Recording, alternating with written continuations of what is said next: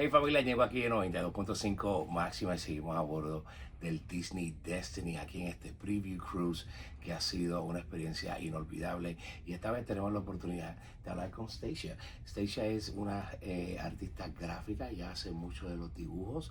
Stacia, how are you? I am fine. Welcome aboard. How long you been doing this for? Oh, I shouldn't be telling you now, but I have just celebrated my 47th anniversary with the Walt Disney Company. Oh my God. Isn't that amazing? Yes, But yes. I know people who've been here longer. For example, my boss, Mickey Mouse. And while we're talking, I thought I would make you a souvenir of your visit here to the Disney Destiny, which is a drawing of Mickey from the suite we're in. We're in a beautiful suite on the 13th deck, and it's themed, I don't know if you've noticed yet, to Walt Disney's 1940 classic Fantasia. And just in the other room is a beautiful mural representing the four seasons as they're seen in Fantasia, featuring Mickey Mouse as the Sorcerer's Apprentice, his greatest role. Which one would you say is your favorite character to draw? Ooh, it's like picking favorite relatives. It's kind of hard. But I would say, just as an artist, I enjoy working with the characters that kind of defy reality the most. Walt Disney had a great way of describing it. He called it the plausible impossible. Things that you can make look real, even though they really shouldn't be able to happen, thanks to the magic and the suspension of belief that you can achieve with animation. For example, I use Donald Duck as the best example. I enjoy him because he has rubber legs and big webbed feet and just, built for comedy.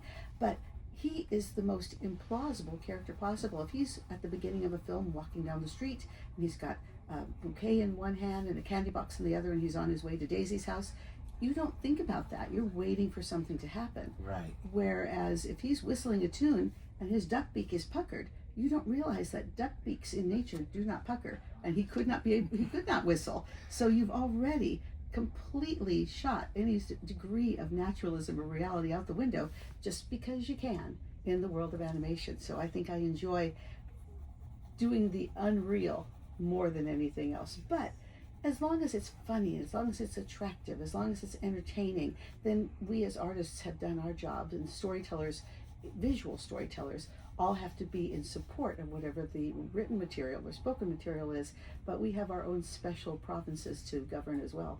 Right.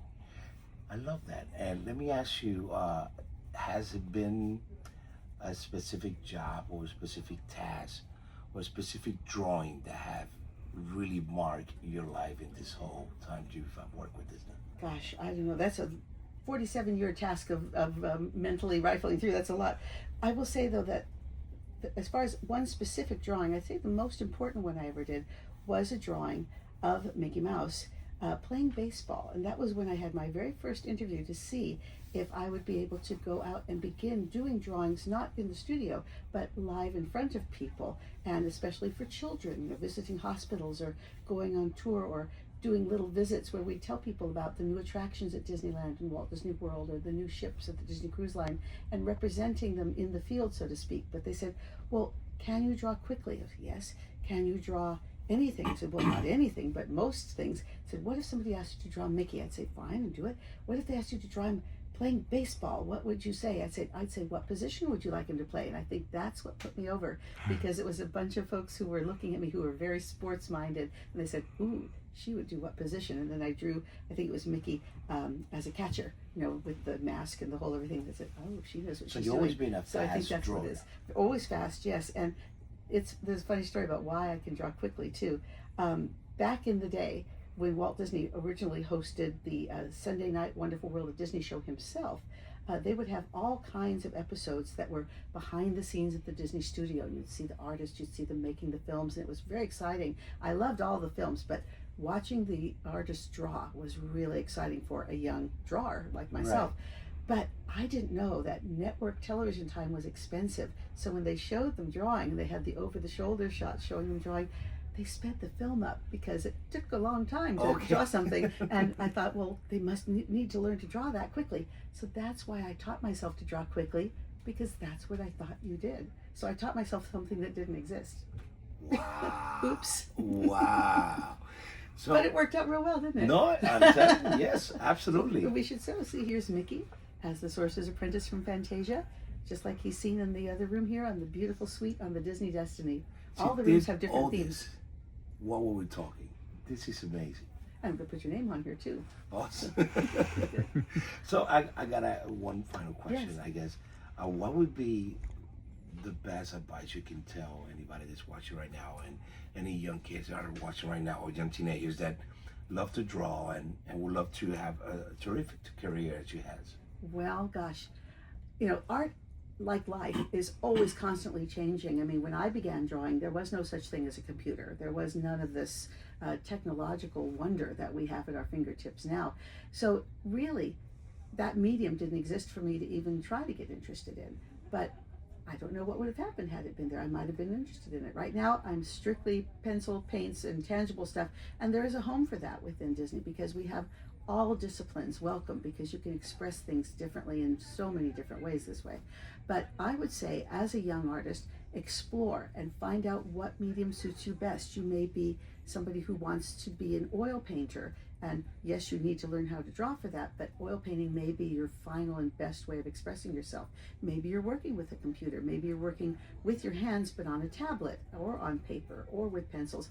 Explore, explore, explore. I think that's the best possible way to give someone advice. But even though you find what you do best, it is important to understand what all the other disciplines do, because you'll need to interact with them. So take a lot of survey courses. I remember in art school I had to take a semester of dimensional design that involved me using a little acetylene torch and welding metal.